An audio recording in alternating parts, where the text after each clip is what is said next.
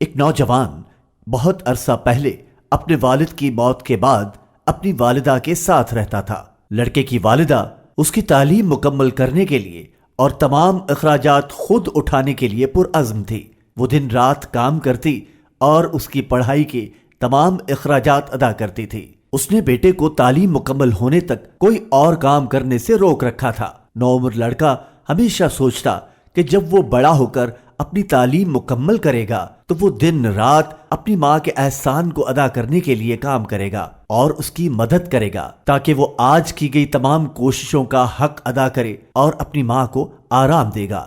مگر تعلیم مکمل ہونے سے پہلے ہی اس کی والدہ کا انتقال ہو گیا۔ خدا اس کی مغفرت فرمائے۔ نوجوان لڑکے کا دل اس غم سے بوجھل تھا۔ وہ شب و روز گریا کرتا اور پھر اس نے قسم کھائی کہ وہ ہر ماہ اپنی تنخواہ میں سے کچھ رقم غریبوں اور مساکین کو دے گا اور دعا کرتا کہ اس صدقے کا بدلہ اس کی والدہ کو عطا ہو، اور یہ بھی پکا ارادہ کر لیا کہ وہ کبھی سجدے سے محروم نہ ہوگا۔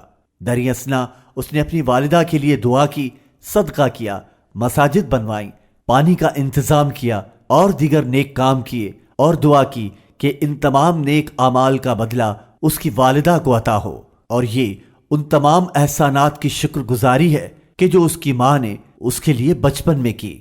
دن گزرتے گئے، اس کی شادی ہوئی اور اسے بیٹا ہوا جس کا نام اس نے محمد رکھا۔ ایک دن جب وہ نماز کے لیے مسجد کی جانب گیا تو اس نے دیکھا کہ وہاں کچھ لوگ پانی کے اہتمام میں مصروف ہیں۔ اسی لمحے اسے احساس ہوا کہ وہ اس مسجد کو کیسے بھول گیا۔ وہ پریشان ہوا کہ اس نے پانی کا انتظام متعدد مساجد میں کر رکھا، لیکن یہ مسجد کیسے بھول گیا۔ ابھی وہ یہ سوچ ہی رہا تھا کہ مسجد کا امام اسے پکارتا آیا، اے ابو محمد، خدا تمہیں برکت عطا کرے اور اس پانی کے اہتمام کا بہترین بدلہ عطا کرے۔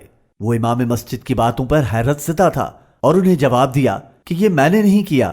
امام مسجد نے کہا، بے شک یہ تمہاری طرف سے ہے، آج آپ کا بیٹا لایا اور کہا کہ یہ آپ کی جانب سے ہے۔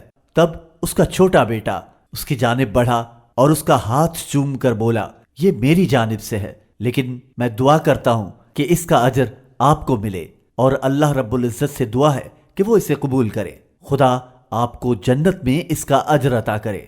اس شخص کی آنکھوں میں آنسو آ گئے اور اپنے بیٹے سے پوچھا، میرے بیٹے، تمہارے پاس اس کے لیے پیسے کہاں سے آئے؟ ابھی تو تم خود طالب علم ہو اور تمہارے روزگار کا بھی کوئی سلسلہ نہیں۔ اس کے بیٹے نے جواب دیا کہ 5 سال سے میں اپنے جیب خرچ اور وہ رقم جو آپ مجھے دیتے رہے اس میں سے بچاتا اور جمع کرتا رہا، یہاں تک کہ آج پانی کے انتظام کے لیے خرچ کیا، بالکل ویسے ہی جیسے آپ یہ نیک کام کرتے آ رہے ہیں، اور اس کے اجر کی ہماری دادی کے لیے دعا کرتے ہیں، خدا ان کی مغفرت فرمائے۔ کئی سال سے میں نے آپ کو یہ کرتے دیکھا ہے اور کبھی بھی کسی بھی صورتحال میں آپ صدقہ دینا نہیں چھوڑتے۔ خدا اس سے راضی ہو کہ جس نے بھی یہ کبھی کہا تھا کہ صدقہ دینا قرض ہے جو ایک دن آپ کے بچوں کے ذریعے آپ کے پاس لوٹ آتا ہے، اور نافرمانی بھی لوٹائی جاتی ہے۔ اے اللہ، ہماری والدہ اور والد اور تمام مسلمانوں کی مغفرت فرما، آمین۔